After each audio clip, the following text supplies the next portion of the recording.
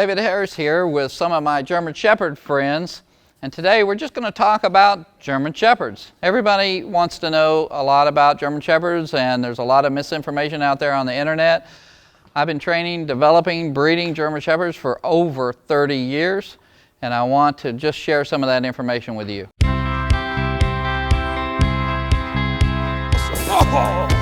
First of all, the most important thing to understand about German Shepherds is there's a lot of different types of German Shepherds. A German Shepherd is not just a German Shepherd, just a German Shepherd. We have working line German Shepherds. We have show line German Shepherds. We have dogs that were bred specifically for police work or for sport work. A lot of people will think, oh, a black German Shepherd is bred for a specific purpose, but really it's just a color. Now, some of the colors are more associated with certain activities, like the sables are very commonly used in police work and sport work. And the beautiful fluffy black and red Rin Tin Tin type German Shepherds are used more commonly for conformation or show. When we talk about showing, we have conformation showing. That's just a beauty contest. It's all about looks. It has nothing to do with the dog's temperament or trainability. It's just about looks. And when we talk about competition type dogs or sport dogs, we're talking about dogs that are bred specifically for the temperament characteristics, the training characteristics of a sport dog. And then we have all other types of activities that German Shepherds, CNI dogs, search and rescue dogs, and they all have certain characteristics based on their breeding. But today we just want to show you some different types of German Shepherds and let you see with your own eyes what they look like. This is Koa West German show lines. Very attractive dog with a temperament suited for that purpose. This is Eiler. This is a cross between West German and Czechoslovakian working lines. What we have here is a sable German Shepherd.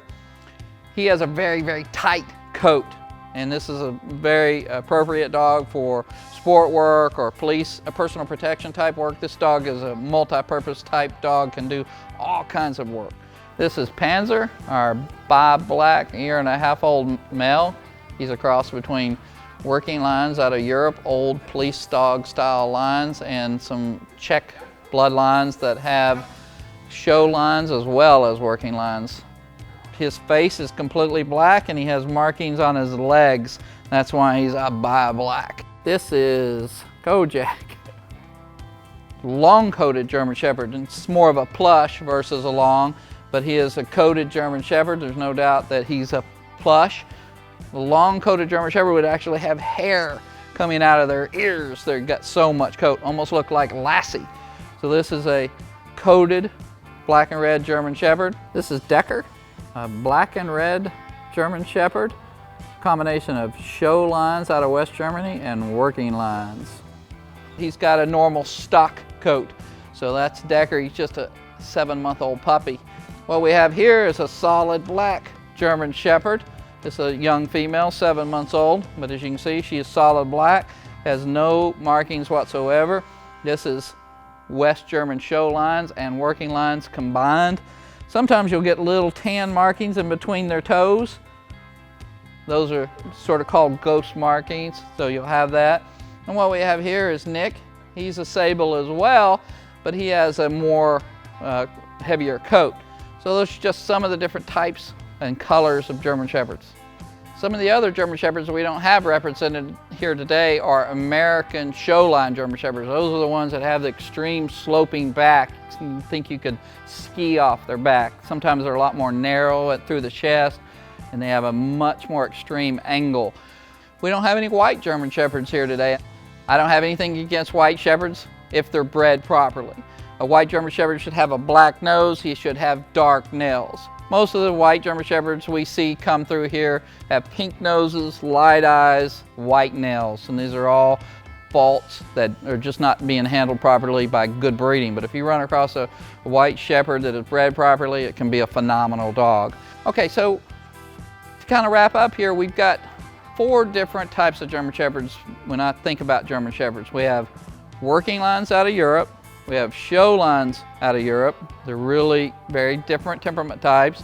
We have American show lines here in the United States that are bred for a totally different purpose. And we have what I call an American farm shepherd. This is just a dog with literally no pedigree. He's just a German Shepherd in name only. And it's kind of hard to think about it this way, but the American farm shepherd will have almost no angle. Very square back, straight up and down legs, front legs and back legs, almost no angulation. The American show line German Shepherd is going to have that extreme sloping back with extreme angulation in his hocks and front end and the shoulder.